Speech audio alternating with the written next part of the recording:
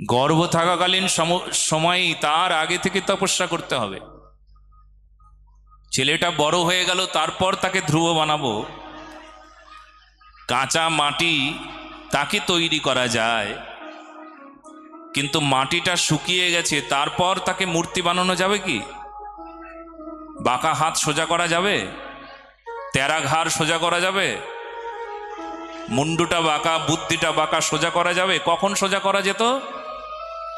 যখন মাটি কাঁচা থাকবে। কাঁচা মাটিকে সোজা করা যাবে, কিন্তু শুকিয়ে গেলে আর সোজা করা যাবে না। তো ধ্রুবকে কখন সোজা করবেন? যখন সে কাঁচা থাকবে। মাতৃগর্ভে থাকাকালীন সময়ই সংস্কার নিয়ে থাকুন, তৈরি থাকুন। সন্তান হবেই তাকে সংস্কার দেবেন, নিজে সংস্কারী হন।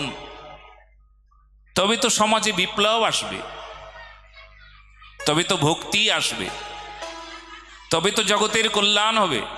কুসংস্কার দূর হয়ে যাবে, জীবনের সব বাধা বিপত্তি সব দূর হয়ে যাবে। সুনীতি হওয়া বড় কঠিন। সুনীতির চরিত্রটা বড় কঠিন চরিত্র। যে কঠিন চরিত্রগুলো আমরা দেখেছি না, সেই চরিত্রই নির্মাণ করতে পারে একটা ধ্রুবের মতন সন্তান। বলো না গো রাধে রাধে। মাতা কয়াধুর কঠিন চরিত্র, তাই তো প্রহ্লাদ মহারাজের জন্ম হয়েছেন। অসুর, কিন্তু সেই মাতৃগর্ভে থাকাকালীন সময়ে প্রহ্লাদ যখন মায়ের গর্ভে ছিলেন তখন ভাগবত কথা শ্রবণ করেছেন। অসুর, কঠিন পরিস্থিতি, প্রতিকূল বিপরীত ধর্মী বিষয়, বিপরীত বিষয়ের সঙ্গে আপোষ করেছেন। কি করে সম্ভব হলো? এটা সাধনা। আপনাকে প্রচুর পরিশ্রম করতে হবে। এত অঞ্চলের সকল সনাতনী কেউ বাদ দেবেন না, সবাই আসুন, ভাগবত কথা শ্রবণ করুন। যদি বাঁচতে চান, যদি বাঁচাতে চান সমাজকে। কারণ সমাজটা শেষ হয়ে গেল, শেষ হয়ে গেল, দেখতে দেখতে শেষ হয়ে যাচ্ছে। আজকে সংবাদ পাওয়া গেল এই গ্রামের কয়েকটা বউ অন্য কারুর সঙ্গে চলে যাচ্ছে। নিজের, আপনি হাসছেন, লজ্জার বিষয়, লজ্জা। এটা হাসির বিষয় নয়, এটা কান্নার বিষয়। আমি তো হাসি, আমার তো হাসি পাচ্ছে না। আপনারা এখানে থেকে হাসছেন, আমি তো এটাকে হাসির কোনো বিষয় নেব না। হাসির খোরাক নয় এটা, এটা অধর্মের বিষয়, এটা পাপের বিষয়, এটা অজ্ঞানতার বিষয়, এটা কুশিক্ষার বিষয়, এটা চরিত্র নির্মাণ হয় নাই। আর উনি শিক্ষিত ছিল তাও চলে গেছেন। আসলে আসলে চরিত্র নির্মাণ হয় নাই, সচ্চরিত্রবান হতে পারেন নাই। এই জন্যই তো আসলে আমরা সুনীতির শব্দ ব্যবহার করছি, যে সুনীতি হয়ে যান। সুনীতি হলে কখনো কোনো সময় সে নিজের স্বামীকে পরিত্যাগ করে অন্য কোনো পরপুরুষ দেখতে ভালো, অমুক ভালো তমুক ভালো, আমি ওই ভালো চাই, তাই নিজের ওই কালোটাকে বাদ দিয়ে ভালোর দিকে ধ্যান দিয়ে নিজের স্বামীকে ত্যাগ করে চলে যাওয়া একটা ফ্যাশন হয়ে দাঁড়িয়েছে। এটা পাপ, পাপের ষোলকলা পূর্ণ হতে চলেছে। এত ক্রাইম বেড়েছে কেন সমাজে? কেন এত অত্যাচার, কেন এত অন্যায়, কিসের জন্য? আপনি জানেন, আপনি আপনার ছেলের প্রতি, ওই যে ছেলেটাকে রেখে চলে গেলেন, 7 বছরের বাচ্চাটা, তার প্রতি আপনি অপরাধ করলেন। আপনি অন্যায়কারী, আপনি পাখণ্ডী, আপনি পাপী, আপনি অত্যাচারী, আপনি সমাজদ্রোহী, দেশদ্রোহী।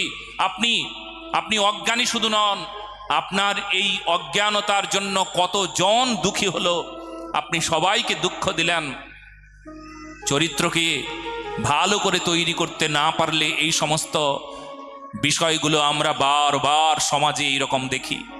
এ লজ্জা, এ ঘৃণা, এ হিন্দু সমাজের কলঙ্ক। হিন্দু মানে হীনং দূষয়তি, তার নাম হিন্দু। আপনি জানেন আপনি হিন্দু? আপনি কে? আপনি হিন্দু। হীনং দূষয়তি মানে আপনি যা হীন তাকে দোষ ধরেন। দোষ ধরেন মানে যা হীন তা আপনি করেন না, তাই আপনি হিন্দু। বলো না গো, আপনি তাই হিন্দু। কিন্তু কি দুর্ভাগ্য, হিন্দু ঘরের এই প্রকার কলঙ্ক। বারাসতে একটা নয়, দুটো নয়, 500টা এমন কেস আছে যে বউ নিজের বাচ্চা, নিজের স্বামী, নিজের সংসার ছেড়ে অন্য কারুর হাত ধরেছে। জেহাদিরা বড় আনন্দে আছে, পাপাচারী ব্যক্তি খুব আনন্দ করছে, তারা মনে মনে ভাবছে বাহ ভালো ফাঁদ পেতেছিলাম, ফাঁদে পড়েছে। আর যারা ফাঁদে পড়ল তাদের কি অবস্থা হলো একবার দেখুন। আপনি ভাবুন, আপনি কিন্তু সেই হিন্দু, আর আমরা হিন্দু মানে কি বুঝি? হিন্দু মানে যা হীন, যা পাপ তা থেকে দূরে থাকে, যা অন্যায় তা থেকে দূরে থাকে, তার নাম হিন্দু। হীনং দূষয়তি, তার নাম হিন্দু। হিন্দুকে, হিন্দু মানে সারকে গ্রহণ করার মতন ক্ষমতা রাখবার জন্য চেষ্টা করে, সংস্কারকে টিকিয়ে রাখে, কুসংস্কারকে দূর করে দেবার জন্য চেষ্টা করে, পাপ থেকে বিমুক্ত হবার জন্য চেষ্টা করে, মানবের কল্যাণের জন্য ঝাঁপিয়ে পড়ে। আরে তার নাম হিন্দু। আমরা সেই হিন্দু ঘরের মানুষ। আমাদের যদি এই প্রকার দৃশ্য আমাদের চোখের সামনে পড়ে, সে কি লজ্জার বিষয় না? সে কি ঘৃণার বিষয় নয়? সে কি অপমান নয়? সে কি হিন্দুর কলঙ্ক না? সে কি পাপ না? সেই অত্যাচার না? নিষ্পাপ একটা শিশু, তার কি দোষ ছিল? মা হারা হয়ে গেল, মা মা করছে, মায়ের দুগ্ধ পান করবে, মা তাকে আদর করবে, মা তাকে যত্ন করবে। আর এমন বেঈমান মা অন্য কোনো ভালো দেখে, অন্য কোনো ভালো পুরুষ খুঁজে, আসলে তো ভালো কখনো কোনো দিন সে পাবে না, কারণ সে ভালো হয় নাই। তাই সে ভালোর খোঁজ করে, আর ভালোর খোঁজ করে একটা নিষ্পাপ শিশুকে, একটা সংসারকে ত্যাগ করে চলে যায়। এমন নির্লজ্জ হবে মা তুমি? ও সনাতনীরা, তুমি তোমার মেয়েটাকে, তোমার বাচ্চাটাকে বাদ দিয়ে চলে যাবে? তোমার স্বামী দেখতে ভালো না, একটু রোগা মতন, খ্যাংরা পাতলা, কাজ টাজ করতে পারে না, একটা ভালো স্বামী খুঁজবে তুমি? এটা কি আমাদের সনাতনী সংস্কারে আছে? সংস্কার তো নয়, কুসংস্কার, পাপ পাপ। এটা কি আমাদের হিন্দু ধর্মের মধ্যে মান্যতা আছে? বৈধ কি? বিষয়টা কি বৈধ? এই পাপটা কি তুমি করতে চাও? আরো ভালো দরকার তোমার? মিলেমিশে থাকার চেষ্টা করো, সুনীতি হয়ে ওঠো। তুমি যদি পবিত্র হয়ে যাও, তাহলে সংসার যেমনই হোক, তোমার গুণে সংসার পবিত্র হয়ে যাবে, তোমার স্পর্শে পবিত্র হয়ে যাবে। তুমি পবিত্র হও, তুমি সংস্কারী হও, তুমি সাধনা করো, তুমি মা, তুমি সুনীতি হও। তোমার মধ্যে সেই গুণকে জাগিয়ে তোলো, তোমার মধ্যে সেই প্রেমকে জাগিয়ে তোলো। তুমি নারী, তুমি শক্তি, তোমার অনেক ক্ষমতা আছে, অনেক ক্ষমতা। আর সেই নারী শক্তি যদি এই প্রকার পিছিয়ে পড়ে, তাহলে সমাজ পিছিয়ে যাবে, হিন্দু জাতি কলঙ্কিত হবে। মায়েরা অনেক শক্তিশালী। মায়েরা যদি ভরকে যায়, ফসলে যায়, পিছলে যায়, তবে একেবারে শেষ হয়ে যাবে। নারী শক্তি বড় শক্তি। দেখুন না, আমি প্রথমে যখন ভাগবত শুরু করলাম, তখন কাকে প্রথম প্রণাম করলাম? কাকে প্রণাম করলাম বলো তো মা? নারী শক্তিকে প্রণাম করলাম, মাতৃজাতিকে প্রণাম করলাম। কেন? কারণ মাতৃশক্তি স্ত্রিয়াহা সমস্তাস্তব সকলু সকলা জগতসু। হে হে মা, তুমি কেমন? তুমি শক্তিময়ী। তোমার মধ্যে সেই শক্তি লুক্কায়িত আছে, যে শক্তির দ্বারা তুমি অসম্ভবকে সম্ভব করতে পারো। তুমি সমাজের অনেক বড় দায়িত্ব নিতে পারো, তুমি সেই সন্তানকে সুসন্তান বানাতে পারো, সেই বিপদগামী স্বামীকে সুপথে নিয়ে আসতে পারো। এত ক্ষমতা তোমার আছে, বিশ্বাস করো তোমার এই ক্ষমতা আছে। তুমি শ্বশুর শাশুড়ি তোমার কথা শোনে না, তোমার ব্যবহার এত শুদ্ধ ব্যবহার, এত সুন্দর ব্যবহার করতে পারো যে তোমার শ্বশুর শাশুড়ি তোমার প্রতি বড় আনন্দ পেয়ে তার খারাপ ব্যবহার দূর হয়ে যেতে পারে। সে তোমার দিকে তাকিয়ে দেখতে পারে, বা আমার বৌমার মতন বৌমা এই জগতে না, আমি ধন্য হয়ে গেছি এমন বৌমাকে পেয়ে। দাও না, আরেকটু জোরে দাও।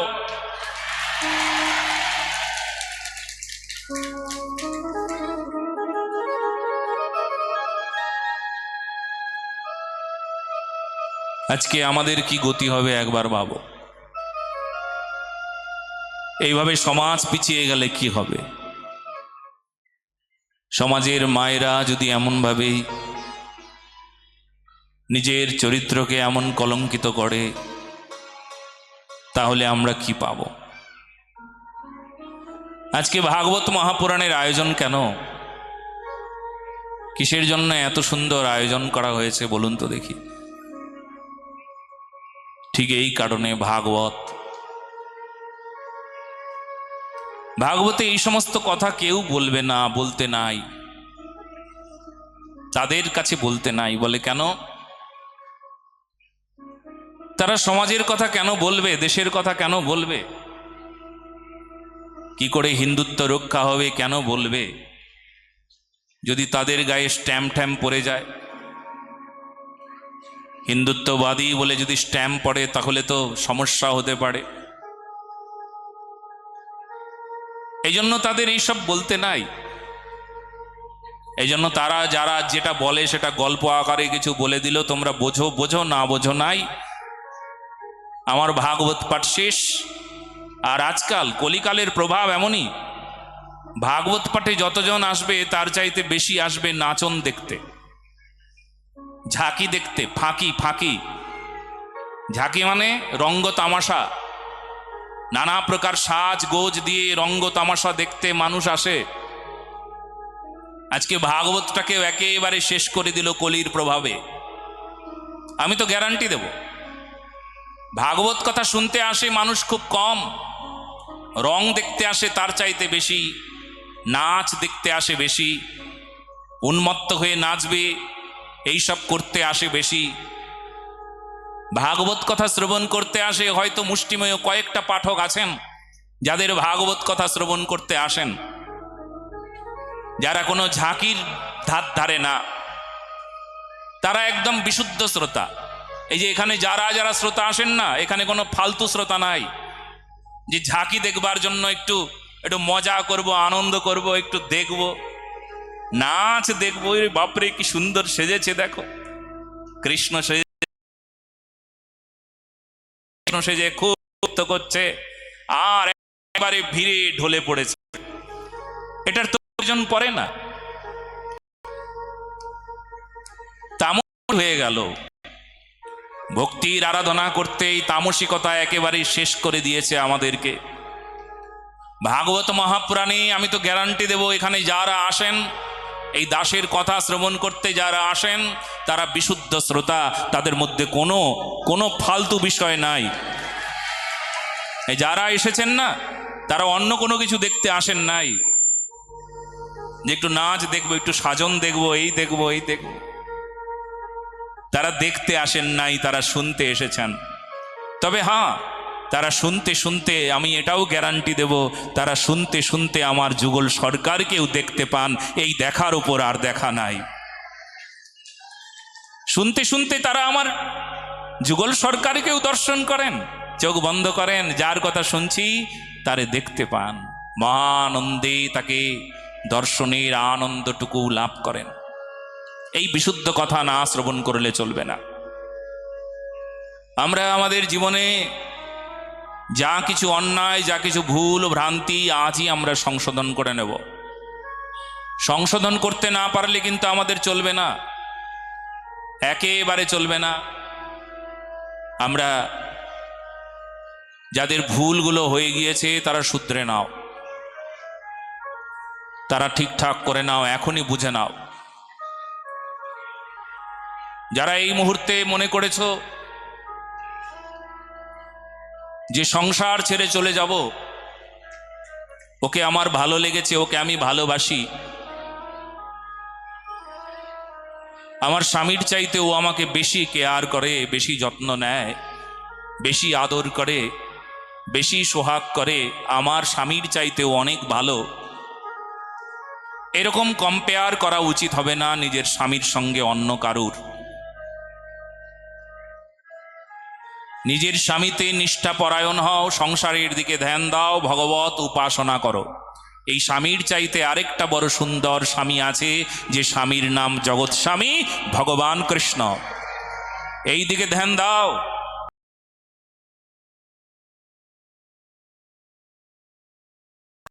না, তোমার বাচ্চা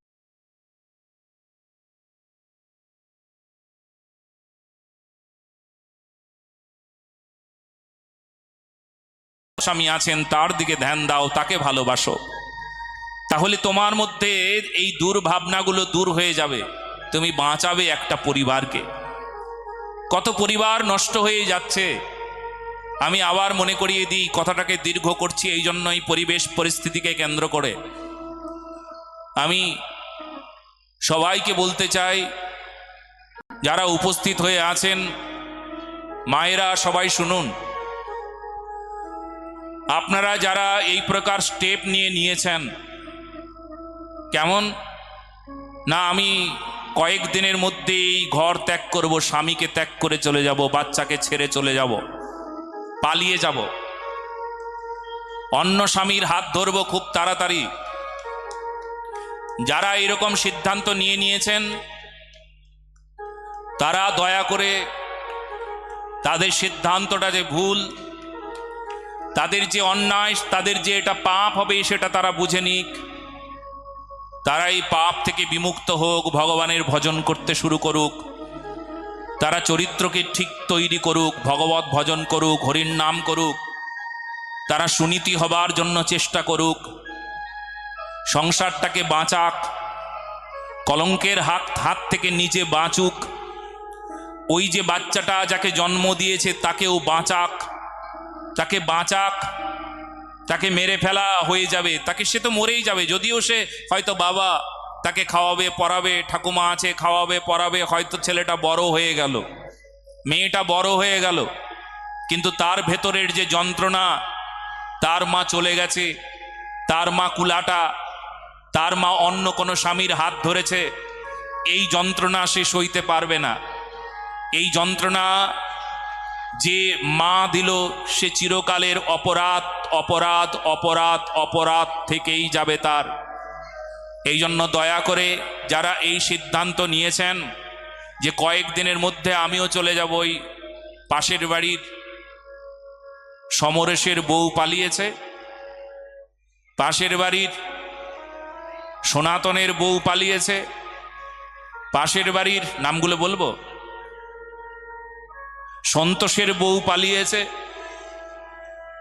ওই পাড়ায় নবীনের বউ পালিয়েছে, ওই পাড়ায় সুকান্তের বউ পালিয়েছে, ওই পাড়ায় পাপ্পুর বউ পালিয়েছে।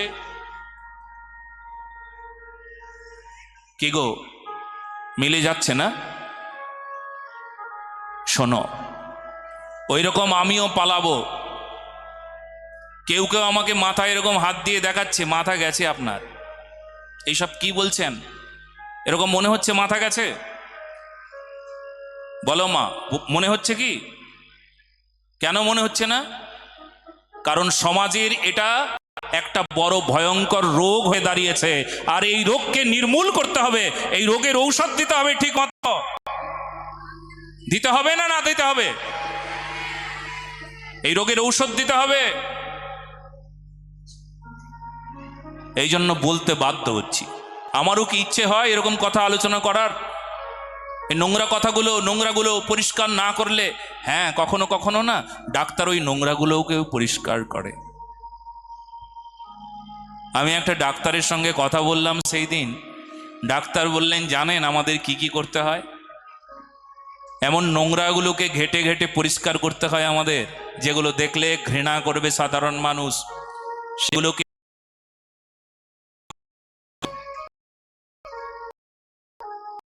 যখন কাটছাড়া করি না, সেগুলোকে নোংরাগুলোকে পরিষ্কার করি আমরা। আমি তো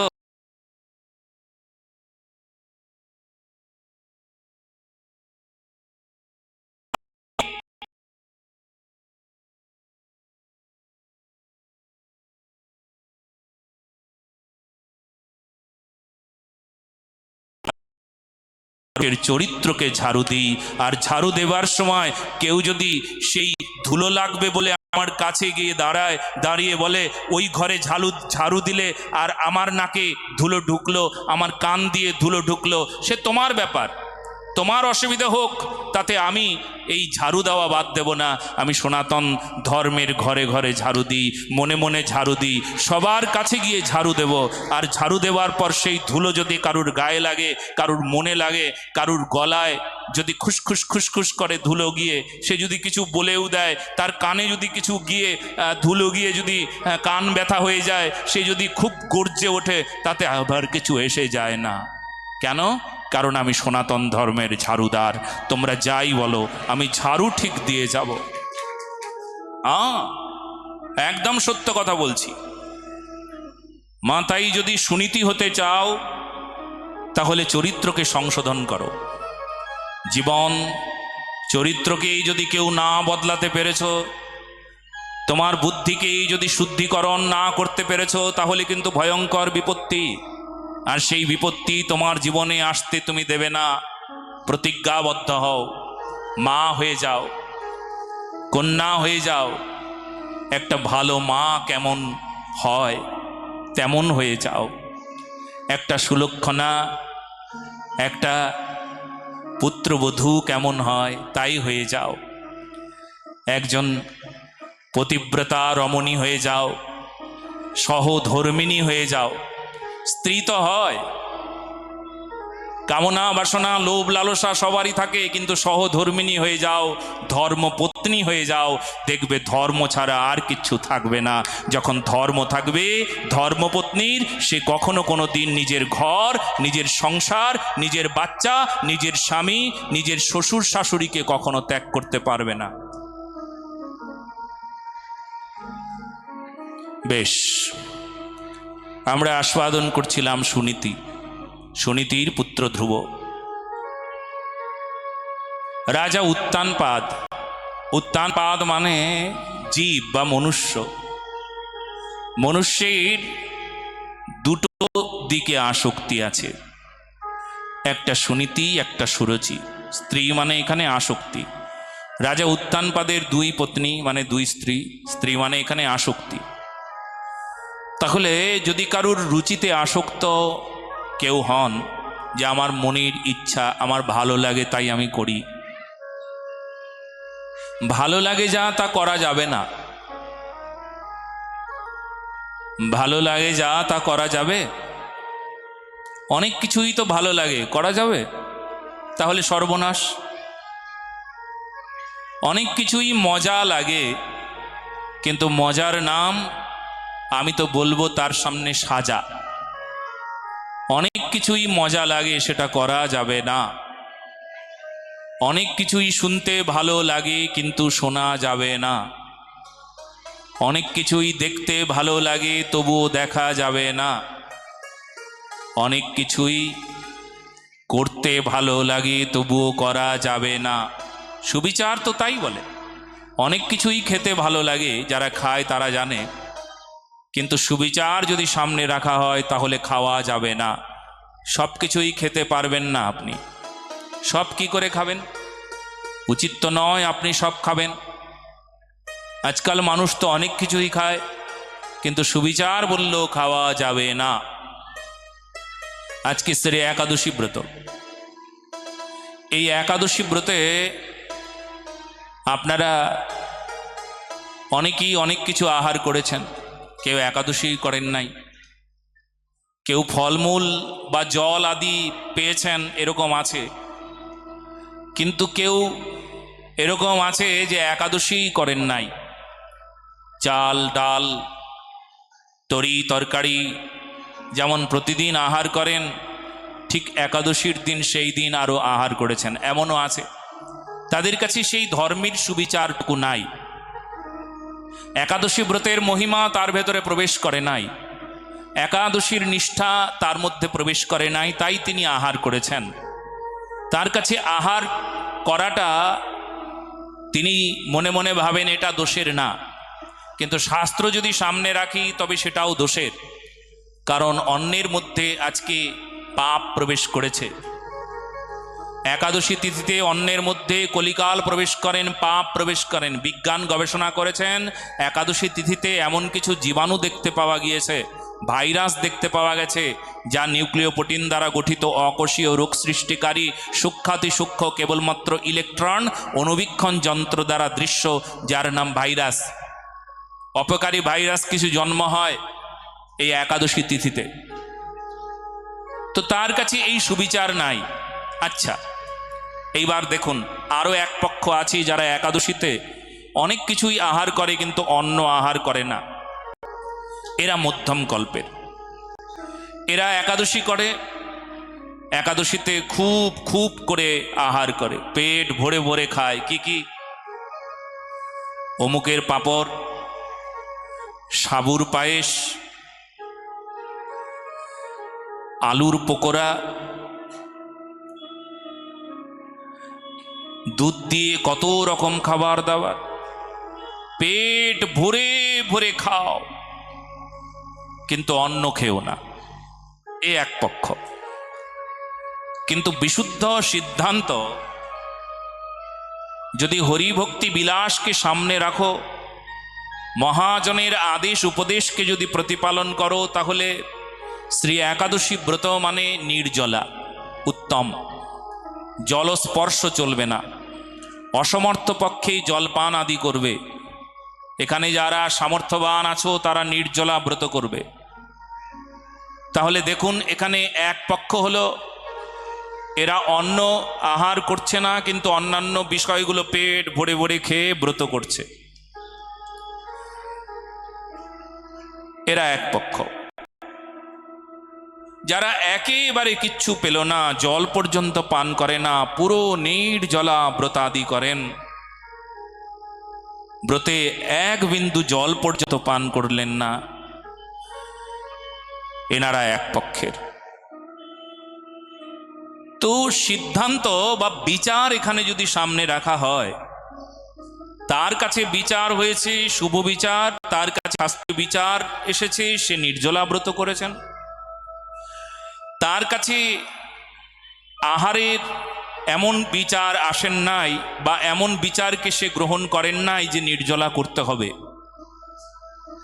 যে ব্রতই করে না তার কাছে ওই সুবিচারও যায় নাই, সে আহার করছে, চাল ডাল যেমন অন্যান্য দিন যেমন খান ওই প্রকার আহার করছেন। এইবার বলবার তাৎপর্য এটাই, শুধু আজকের একাদশী ব্রত নয়, অন্যান্য দিনেও এই প্রকার বিধান। শোনো, এটা আহার করবে না, এটা করবে, এটা আহার করা উচিত নয়, ডাক্তার বলে দিলে সেটা অনেকেই মেনে নেয়, শাস্ত্র বলে দিলে শাসন করে। শাস্ত্র, শ্বাস ধাতু থেকে এসেছে শাস্ত্র শব্দটি, এটা খাবে না, এটা খাবে। কোনটা আহার করা উচিত নয়? যেটা ভগবানকে নিবেদন করা যায় না, অনিবেদিত বস্তু আহার করা যাবে না। শুদ্ধ আহার মানে সাত্ত্বিকী আহার।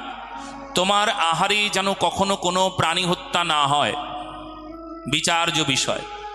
আহারে যদি প্রাণী হত্যা হয়ে যায়, তাহলে সেই আহার, তোমার খাবারের থালায় যদি সেই আহারটা থাকে, তাকে আহার সামগ্রী মনে করে খাচ্ছ, তাহলে তোমার মধ্যে কি এই বিচারটা এলো না যে ইস, আমার জন্য এই ছাগলটা মরেছে গো, এই ছাগলটা আগে লাফিয়ে লাফিয়ে ঘুরতো, এই ছাগলটা আগে জীবন্ত ছিল, আমার জন্য এই ছাগলটা আমার পাতের মধ্যে কাটা কাটা পড়েছে, আমার জন্য এই মাছটা মরেছে, আমার জন্য এই পাখিটা মরল।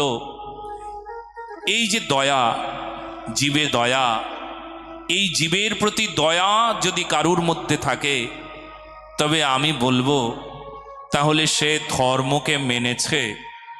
জীবে দয়া নামে রুচি বৈষ্ণব সেবন। এছাড়াও আমাদের বিবেকানন্দও বলেছেন, জীবে প্রেম করে যেই জন সেই জন সেবিছে ঈশ্বর। জীবে প্রেম মানে কেবলমাত্র কি মনুষ্য জাতিকে প্রেম করা বোঝায়? জীব মানে কি ওই ছাগলটা না, জীব মানে ওই পশুটা না, যে পশুটাকে তুমি কেটে কেটে খাচ্ছ, ওই পশুটাও তো জীব। তাহলে জীবে দয়া যদি আমার না থাকে, তাহলে আমার যদি এইটুকু মমতা না থাকে, তাহলে কি করে আসলে বৈষ্ণব বা ভক্ত দূরের কথা, মানুষই হতে পারলাম না, এই প্রকার উপলব্ধি হওয়া উচিত। আর তার মধ্যে একটা কথা আপনারা মেনে নিন, জেনে নিন, যে শুদ্ধ আহার করলে সুস্থ থাকা যায়, শুদ্ধ আহার করলে দীর্ঘ আয়ু হয়, সুস্থ থাকা যায়, শুদ্ধ আহার করলে শুদ্ধ ভাবনা আসে, শুদ্ধ আহার করলে অনেক ব্যাধি কমে যায়। আমি এক সময় বাংলাদেশে যেতাম, বাংলাদেশ অনেক মানুষ তারা এই দাসের দ্বারা অনুপ্রাণিত হয়ে সেই সময় শুদ্ধ আহার শুরু করে দিয়েছিল। এখনো আছে অনেকেই, তবে অনেক দিন না যাওয়ার কারণে কি পরিস্থিতি হয়েছে আপনারা অনেকটাই জানেন। তো বেশ, সেখানকার একটা ঘটনা আমি বলছি। এক ব্যক্তি শুধু নয়, কয়েকজন ব্যক্তি এই প্রকার বলছিলেন মহারাজ, আপনি যখন বাংলাদেশে আসেন তখন আপনার সঙ্গে সঙ্গে আমরা সবাই থাকি, নিরামিষ আহার করি, আমাদের আর কোনো ঔষধ খেতে হয় না। আর আপনি যখন চলে যান নানা প্রকার রোগে ভুগি আর ঔষধ খেতে হয়, শুধু কারণ হলো আমরা যা খুশি তাই খাই। এটা আমাদের উচিত নয়, এটা আমরা বুঝে গিয়েছি। আমি যখন চলে এসেছি তখন এই প্রকার কথা অনেকেই বলেছেন। তো শুদ্ধ আহার করলে সুস্থ থাকা যায়, শুদ্ধ আহার করলে সুন্দর হওয়া যায়। আপনি শুদ্ধ আহার করবেন, নিরামিষ আহার করবেন, আপনার আয়ু দেখলে বোঝা যাবে না আপনার কত বছর। মনে হবে বাহ, এই সুন্দর দেখতে তো লোকটি, বাহ ওনার চামড়াটাও বড় সুন্দর। একটা স্কিনের যে যা যা থাকা উচিত, যে গুণ থাকা উচিত, যাতে স্কিনটা, চামড়াটা চকচক চকচক করবে, এই যে গুণ থাকা উচিত, সেই গুণ আমাদের শুদ্ধ আহার দেয়। নিরামিষ আহার সেই গুণটা দেয়। আপনি শুদ্ধ আহার করলে আপনাকে দেখে সবাই চমকে উঠবে, বাহ কি সুন্দর দেখতে। এই জন্য দেখবেন মারোয়ারি সম্প্রদায়ে যারা শুদ্ধ আহার করেন তাদের স্কিন বড় সুন্দর হয়, তাদের মুখখানা বড় সুন্দর উজ্জ্বল মতন হয়। যদি কালো রঙেরও হয় তবুও চকচক চকচক করে, দেখলে আকর্ষণীয় বলে মনে হয়। বাঙালিরা সেই ক্ষেত্রে তাদের মুখটা ফ্যাকাশেই বেশি হয়, তবে যারা শুদ্ধ আহার করেন তারা বড় সুন্দর দেখতে হয়। এই শুদ্ধ আহারের ফল। এছাড়াও যদি শুদ্ধ আহার করেন তাহলে দীর্ঘ আয়ু হবে আপনার। আপনি যদি এমনিতেই 80 বছর বাঁচেন উল্টো পাল্টা আহার করে, অসাত্বিক আহার করে, যদি এমনিতে 80 বছর বাঁচেন তবে আপনার 20 বছর এক্সট্রা হবে যদি আপনি শুদ্ধ আহার করেন। 100 বছরে পা দেবেন আপনি যদি শুদ্ধ আহার করেন। এই জন্য শুদ্ধ আহার শুরু করে দিন, শুদ্ধ আহার এখন থেকেই শুরু করে দিন। যদি শুদ্ধ আহার করেন তাহলে এত ভালো ভালো গুণ আছে, তাহলে শুদ্ধ আহার চালু করে দিন আজ থেকে। বাঁচুন, সুস্থ হয়ে বাঁচুন, সুন্দর হয়ে বাঁচুন।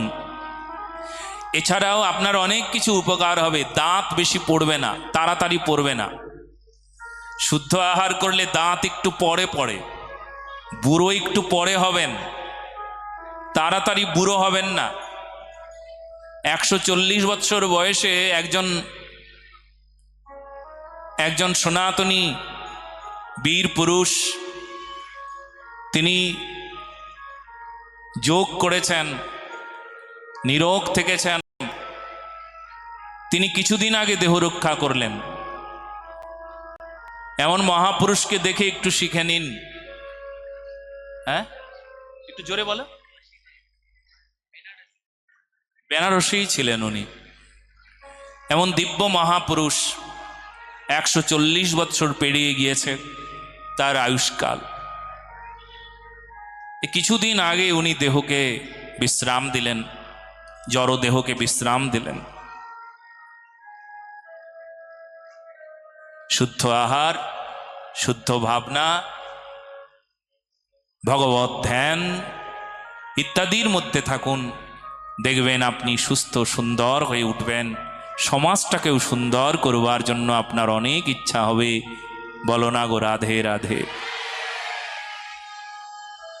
তো আমরা শুনছিলাম যে সব কিছুই খাবার বিষয় থাকলেও আমার বিচার ওখানে প্রয়োগ করতে হবে। যা কিছু এনে দেবে, আমার বন্ধু সিগারেট দেবে, নে খা, তোকে পয়সা দিতে হবে না, খা। বাস সিগারেট পান করে নিল, বিড়িটা খেয়ে নিল, পয়সা তো দিতে হবে না, আজকে বন্ধুই দিয়েছে। 10 দিন বন্ধু দেবে, তারপর তোমার নেশা হবে, তারপর বন্ধু তোমাকে আর সিগারেট দেবে না, এবার বাবার পকেট থেকে টাকা চুরি করবে। বলো না গো রাধে রাধে। বাবার পকেটে যদি না টাকা থাকে তাহলে তুমি পাগলের মতন করতে থাকবে। নেশা তো তাই করে। তো সব আহারই আহার নয়, সব পানীয় পানীয় নয়, সব কিছু আমি গ্রহণ করতে পারি না। আমার সুবিচার আছে। এই যে সুবিচার, যা তার নাম সুনীতি। আমি সব কিছুই শুনতে পারি না, আমি সব জায়গায় যেতে পারি না। সব জায়গায় যাওয়ার আমার নিয়ম আছে কি? তাহলে তো সাধারণ মানুষ হয়ে গেলাম। আরে উনি সব জায়গায় যায়, এই নোংরা জায়গাতে উনি যান, কিন্তু উনি যান না। ওনার বিচার ওখানে যেতে নাই, সব কথা শুনতে নাই, ওনার নিন্দা শুনতে নাই, কারণ নিন্দা উনি শোনেন না, আবার উনি নিন্দা শুনতে আনন্দ পায়। এই দেখো, একই মানুষ, উনি নিন্দা শুনতে আনন্দ পায়, বেশিরভাগ মানুষই নিন্দা শুনতে আনন্দ পায়, অন্যের নিন্দা। কিন্তু উনি আবার এমন একটা মানুষ, কারোর নিন্দা শুনবে না, নিন্দা করবেও না, একেবারে প্রতিজ্ঞা করে নিয়েছে। যেই দিন থেকে গুরুদেবের চরণ ধরেছে সেই দিন থেকে প্রতিজ্ঞা করে নিয়েছে যে আমি কিছুতেই নিন্দা করব না, নিন্দা শুনব না। এ হলো বিশুদ্ধ ব্যক্তি। এই জন্য ধ্রুবের মা হয়ে উঠুন। ধ্রুবের মাকে কিন্তু তাড়িয়ে দিয়েছে স্বামী দেবতা, কিন্তু আরেকটা স্বামী ধরে নাই। বলো না গো রাধে রাধে।